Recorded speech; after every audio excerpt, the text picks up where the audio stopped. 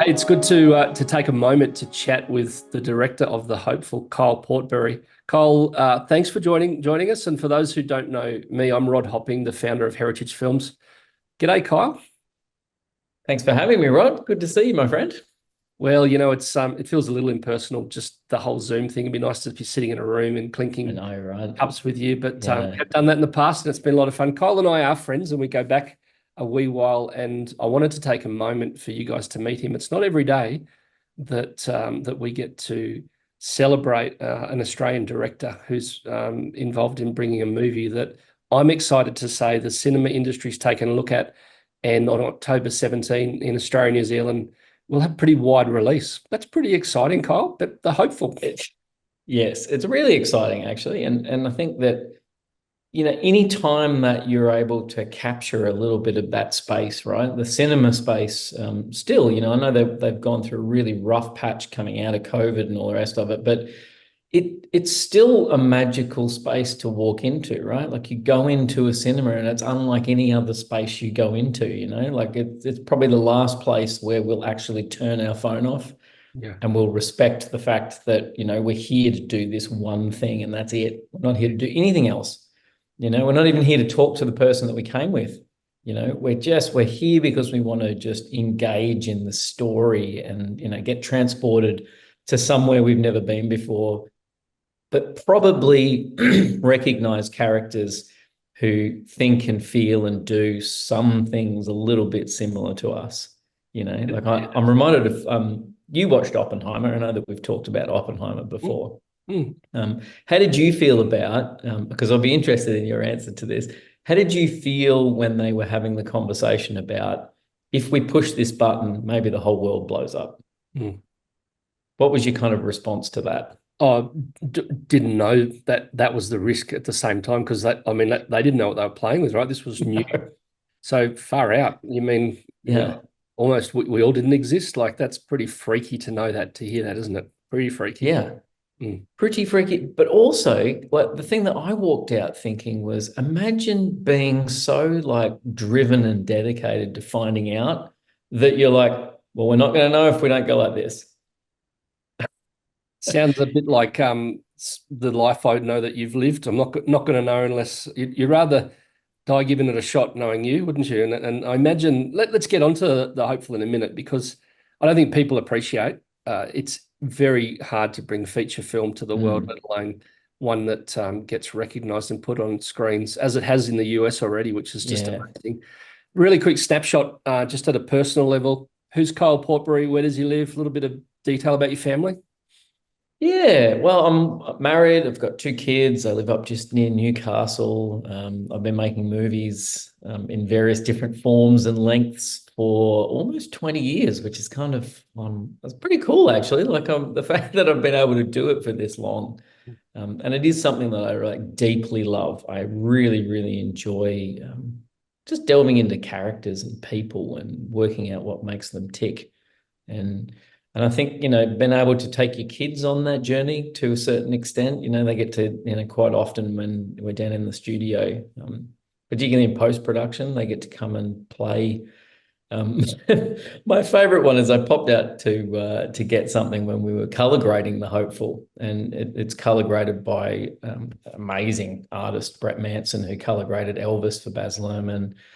Did one of my favorite films that's out probably for the last 10 years, The King, that has Joel Edgerton and Timothy Chalamet, and it's just gorgeous. I mean, Brett is a beautiful, beautiful colorist.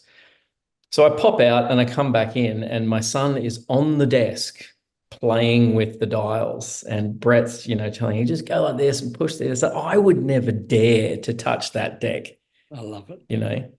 But Hudson, he was like, he was in his element. He's just like, oh, Brett said go for it. So I did, like, and that's pretty cool to be able to, I guess, in some ways, like whether he wants to go into film or not's irrelevant, or my daughter, whether she wants to or not's irrelevant, but just exposing them to, you could do this, right? There's this opportunity, or, when they get to sit in on a song being recorded or composed, Mm. just opening their mind up to the possibility, Yeah. I just think it's really cool to be able to give them.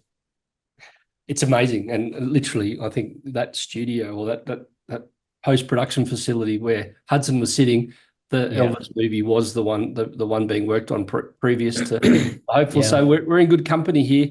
Kyle, this movie, and you are an Emmy award-winning director, which I know that you downplay that, but everything you do in life is a stepping stone, regardless of whatever you're doing in Yeah. life. But no doubt, and I love the fact that the stepping stones for you take seriously, and quality is at the core of who you are.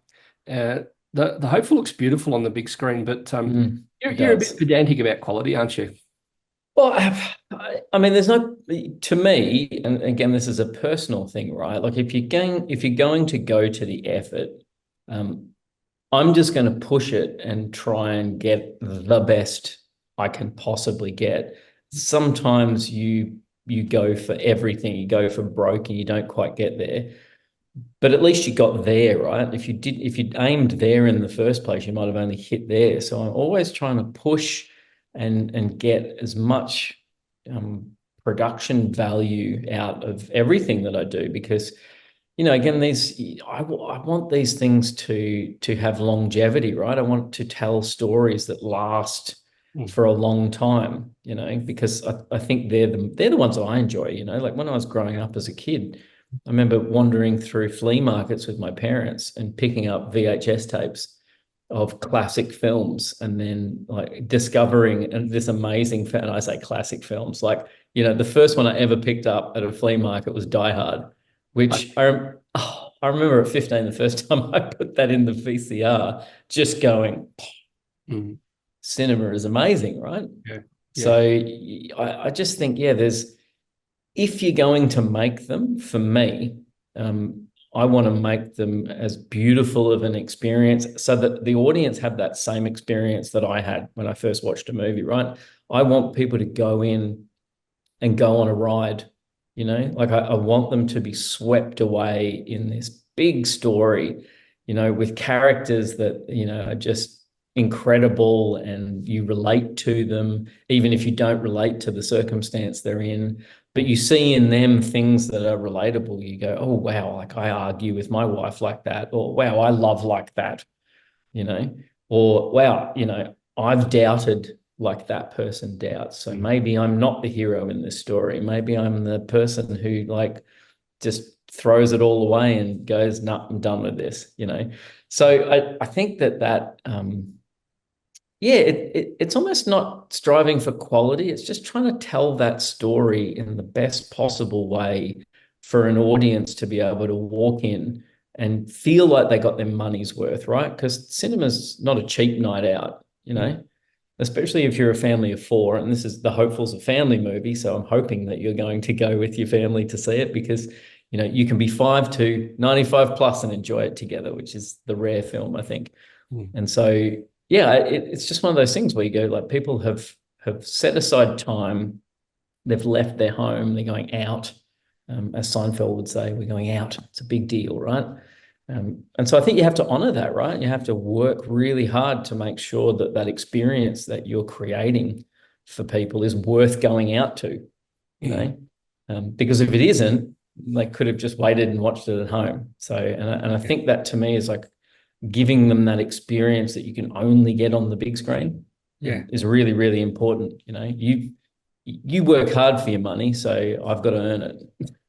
Yeah. And I so appreciate it. And I think we take, as the general movie going public, we take for granted the fact that this experience has been really designed at a deep, deep level, at a huge cost at times, but even original music, soundtrack, orchestra, things that you have, Yeah.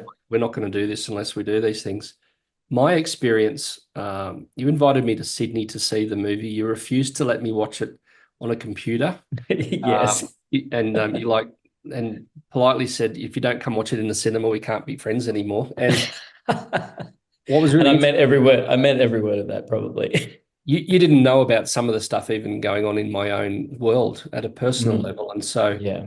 I'm not just, it's not about being the founder of anything or running any kind of business or anything like that. It's the human that walks into a cinema. Yeah. And when I did, it was on the backdrop of some really kind of significant disappointment at a fairly high level. Um, Things I never expected to take place that happened. People who I invested deeply into, like really quite deeply for some years, who I felt kind of almost betrayed by. You didn't know anything Yeah. about that, right? Aside No. from the fact that you did know some of the things, like, 16 or 18 years back, I had a marriage failure. Like, some of my story. Yeah. We've all got it. So between now and then, the rest of life happens. There's unexpected loss, there's tragic Mm. loss, there's things that, and I'm just talking about me and my story, Yeah. but I walk in with a bit of, not a bit, but a fresh load of disappointment. And I watch your movie and I sit there, you wouldn't have noticed it, but just in tears at times and just trying to hold back the gift that the film was to me, because what the film portrayed, it showed you, firstly, you set your hearts and hopes on something, you give Mm. up everything. And let's face it, it's not really disappointment unless you've lost something significant, right? Yes. You give Yeah. up everything, and what next? You've and I just loved how the film spoke to my heart. It gave me hope. I feel, that we're involved in content that brings hope to people. You know that we Yeah. speak stories of faith as well. Thank you. Firstly, thank you. You didn't know all that, and that sort of caused me to lean in. For someone who looks at a plethora of kind of what even faith-based content looks like, we've seen beautiful films about saints in the Catholic world and Mother Teresa. We've seen films like Jesus Revolution, the kind of Mm. modern kind of charismatic movement, if you like, everything in between. And I love that we can do that because we're in movie distribution. But here you Yeah. come along with a film that's set in kind of around Civil War times in New England, America kind of thing, and speak to my heart in 2024 about my losses. How did you do that? Well, I think it's because those things aren't different today, right? Like the circumstances that provoked them are, but the feelings and the emotions of disappointment aren't different, right? The disappointment and the feeling of loss and what do I do now that you're talking about experiencing. The circumstance is different, but they're no different from the way I feel about loss and disappointment and how do I move on past this. And like I think just any time that you can connect people to real character emotion, right, on screen, so that so it's doing what you're saying, right? Like you're sitting in there, that you're watching a movie, you know but you're feeling something real, and it's that feeling of something real in that safe space of cinema where it's okay to feel all those emotions, because when you walk out in 90 minutes, there's no consequences, you know but they have made you reflect and think on, wow, like, isn't that interesting how they dealt with that? Yeah. Yeah, I wonder how I would deal with it the next time round. Like it's that provocation of, who would I be and how do I deal with these things that I think so valuable. And being able to sweep people away in that emotional ride of, like, if we want hope and we want to be healed by hope, um, that's not always an easy journey, right? Like it's, even the anticipation that is hope, like hoping that this thing that we feel is going to bring the relief or the healing that we're hoping for. Um, Seeing how other people navigate Mm. that path um, is really valuable, because it kind of helps us reflect on how we've either navigated it in the past and how we might do it next, because we will always go through that cycle. That cycle is so ingrained in the human experience, that anticipation, disappointment, persevering to anticipate the next thing just to get disappointed again, and every now and again have the little win and go, wow, a little respite for a second. All right, now let's get back into being human again. I think that's you're hitting a nail on the head for me, because I think we could call it disappointment, but when you go through something of a loss or disappointment, you actually also need to address my mistakes. Like, and I think that's part of moving on actually too, is actually to understand.